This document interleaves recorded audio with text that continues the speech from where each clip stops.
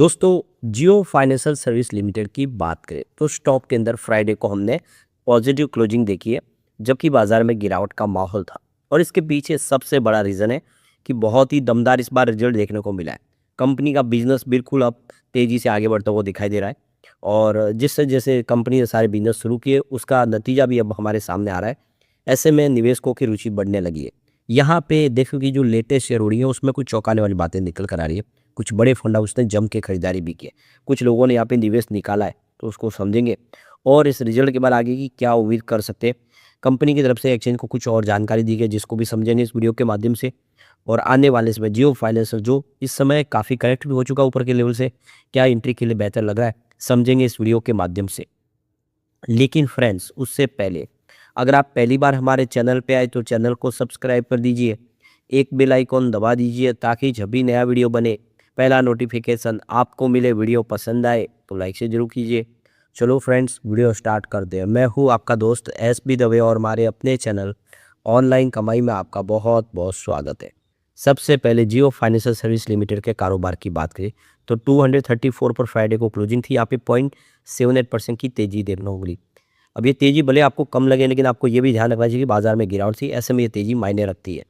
तो 233 पर क्लोजिंग थी देखिए थर्सडे को, और 232 पर कमजोरी के साथ शुरुआत हुई। उसके बाद 231 का लो भी बना। तो ये सबसे बड़ी बात है कि शुरुआत तो कमजोरी के साथ की थी, लेकिन उसके बाद में स्टॉक ने तेजी बताई है और 235 तक चला गया, क्योंकि निचले लेवल से लोगों ने खरीदारी शुरू की है। इस रिजल्ट के बाद कुछ बड़े फंड हाउस, चुनिंदा फंड हाउस यहाँ पे निवेश शुरू कर चुके हैं। तो 223 इसका 52 वीक का लो बना हुआ है।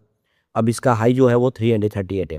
फिलहाल स्टॉक अगर आप देखेंगे तो अपनी ऊपरी प्राइस यानी 52 वीक के हाई से कम 100 रुपये नीचे इस समय मिल रहा है स्टॉक।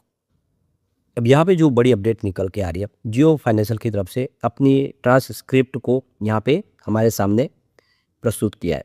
तो कंपनी की जो प्रेजेंटेशन थी Q1 के रिजल्ट को लेकर, तो ये देखो प्रेजेंटेशन है जो 7:44 टाइम, जो शाम को पौने 8 का टाइम 16 जुलाई को कंपनी ने अपनी कॉन्फ्रेंस रख दी, जिसमें अपना जो Q1 का रिजल्ट है वो हमारे सामने रखा था, जिसको लेकर सारी डिटेल अब शेयर कर दी गई है।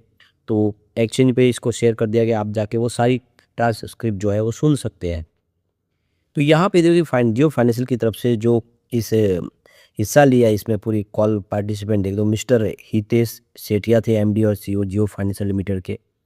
इसके अलावा मिस्टर काशीनाथ हरिराम, ये MD और CEO थे जियो पेमेंट सॉल्यूशन लिमिटेड के।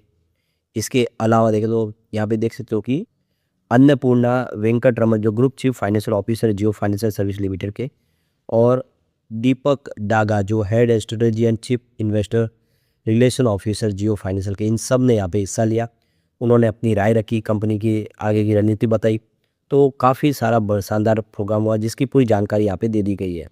अब जो लेटेस्ट शेयर होल्डिंग निकल कर आया है वो काफ़ी उत्साहवर्धक है, क्योंकि प्रमोटर ने अपनी स्टेक बढ़ाई है जून में।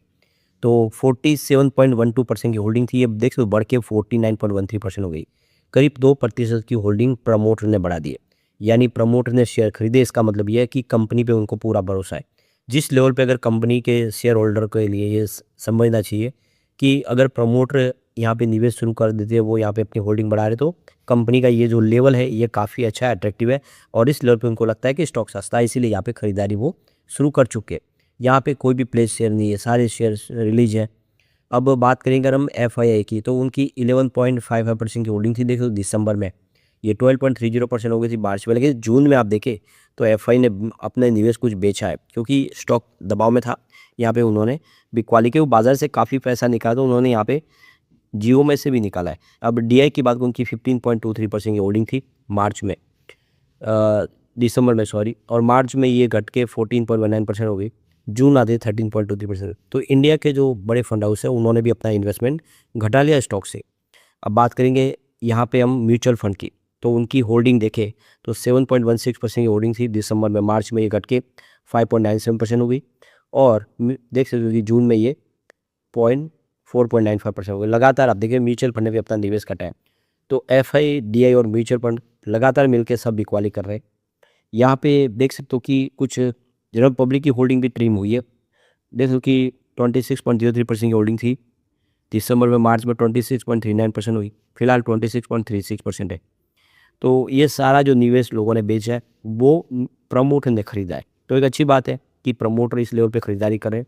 आने वाले समय स्थिति बदलती हुई दिखाई देगी। अब नए शेयर होल्डिंग में एक अच्छी गुड न्यूज़ निकल कर आई है कि यहाँ पे एसबीआई ने काफ़ी बड़ा निवेश किया हुआ है। करीब 1.26% होल्डिंग एसबीआई म्यूचुअल फंड की है। यानी स्टेट बैंक ऑफ इंडिया अगर इतना बड़ा निवेश रख रहे, किसी की भी होल्डिंग 1% से ऊपर होने पे ही उसका नाम शेयर होल्डिंग पैटर्न में शो होता है। तो एसबीआई का भरोसा बना हुआ है। इसका मतलब यहाँ से संभावना पॉजिटिव है। अभी फॉरेन डायरेक्ट इन्वेस्टमेंट भी आया हुआ है। अब देखिए फॉरेन पोर्टफोलियो कैटेगरी 1 में 10.84% की होल्डिंग है। इसके अलावा फॉरेन पोर्टफोलियो कैटेगरी 2 में 0.37% की होल्डिंग है। अब यहाँ पे 30 इंश्योरेंस कंपनी में 7.49% की होल्डिंग ली हुई है। लेकिन जो सबसे बड़ा निवेश है वो है life insurance corporation of India यानी एलआईसी का। एलआईसी ने 6.87% का ज़बरदस्त निवेश किया। ये बहुत भारी निवेश है। अब किसी कंपनी के अंदर लगभग 7% के आसपास की अगर होल्डिंग एलआईसी की है तो हम विश्वास कर सकते हैं कि ये स्टॉक अच्छा कर सकता है आने वाले समय में। अभी म्यूचुअल फंड का रुझान देख ले तो देख लो कि कोटक ऑर्बिटेड डायरेक्ट ने यहाँ पे 544 करोड़ का इन्वेस्टमेंट किया, लेकिन उन्होंने 14.25% की होल्डिंग ट्रिम कर दी है। आईसीआईसीआई प्रू ऑर्बिटेड डायरेक्ट ने 460 करोड़ का इन्वेस्टमेंट किया, उनकी होल्डिंग में 2.29% यहाँ पे देख सकते हो कि ट्रिम होते हुए आपको दिखाई देगी। एसबीआई ऑर्बिटेज अपॉर्चुनिटी ने 357 करोड़ का निवेश किया, उनकी 1.63% की होल्डिंग यहाँ पे बढ़ चुके हैं। एसबीआई लगातार इस पर भरोसा कर रहे हैं। और ये देखिए टाटा ऑर्बिटेड डायरेक्ट ने 317 करोड़ का निवेश किया है, उनकी होल्डिंग भी यहाँ पे देखिए 7.13% मंथ ऑन बेसिस पे बढ़ चुकी है। इसके अलावा आईसीआईसीआई प्रू निफ्टी 50 ETF ने 297 करोड़ का इन्वेस्टमेंट किया है, उनकी होल्डिंग भी 1.68% मंथ ऑन बेसिस पे यहाँ पे आपको बढ़ती हुई दिखाई देगी। इसके अलावा इन्वेस्को इंडिया ऑर्बिटेड डायरेक्ट ने 286 करोड़ का इन्वेस्टमेंट किया है, उनकी होल्डिंग यहाँ पे 41.49% ज़बरदस्त तरीके से बढ़ चुकी है।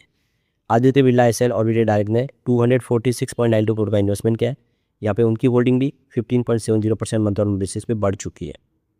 इसके अलावा UTI Nifty next 50 index direct ने 202 करोड़ का निवेश किया, उनकी होल्डिंग भी 1.75% मंथ ऑन बेसिस पे बढ़ चुकी है। निप्पॉन ऑर्बिटेड डायरेक्ट ने 196 करोड़ का इन्वेस्टमेंट किया, परंतु 3.78% की होल्डिंग उनकी मंथ ऑन बेसिस पे ट्रिम हुई है।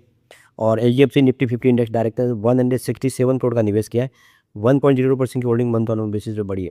तो कुछ म्यूचुअल फंड ने यहाँ पे जरूर निवेश घटाया, लेकिन अभी भी भरोसा कायम है। यहाँ पे कंपनी का रिजल्ट दमदार है। आप देखिए लगातार बढ़ रहा है। सितंबर में सेल्स 981 करोड़ के आसपास था, जो देख सकते बढ़ते हुए 2004 करोड़ तक पहुंचा। 4 क्वार्टर में देखें तो ये कंपनी का सेल्स लगभग दुगुना से ज़्यादा हो चुका है। ऑपरेटिंग प्रॉफिट भी देखें तो सितंबर में 2025 में 688 करोड़ के आसपास था, वो जून 2024 के क्वार्टर में 1397 करोड़ तक पहुंच गया। तो यहाँ पर भी दुगुना हो चुका है ऑपरेटिंग प्रॉफिट।